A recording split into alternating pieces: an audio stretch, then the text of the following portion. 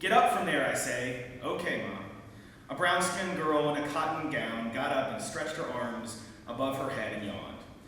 This is an excerpt from the novel Native Son by Richard Wright. It tells the story of 20-year-old Bigger Thomas, a black youth living in poverty in Chicago in the 1930s.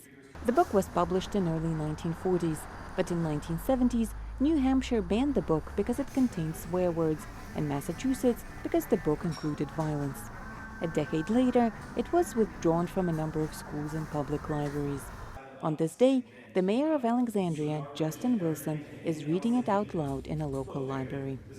I was looking over the list of books that have been banned all around our country, and this was one that kind of jumped out at me. I know that from time to time in our schools that I grew up in, there were movements to ban certain books and make sure that kids didn't have access to various books over the years.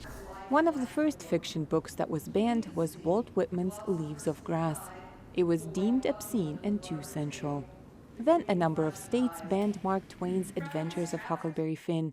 The scenes of racial intolerance caused an uproar.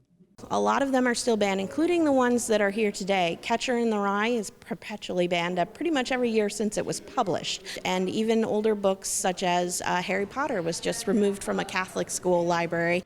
That's why a number of local libraries organized public readings of banned books. Reader Sally Bauckham picked Catcher in the Rye. She has loved the book since her school years. Though she, too, admits she can see why the book could be banned.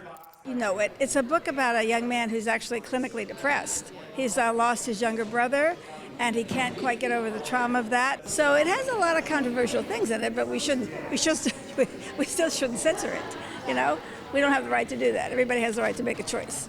Generally, U.S. courts have agreed, ruling that the First Amendment right to free speech includes the freedom to read. For Natalka Pisnya in Washington, NRI's News.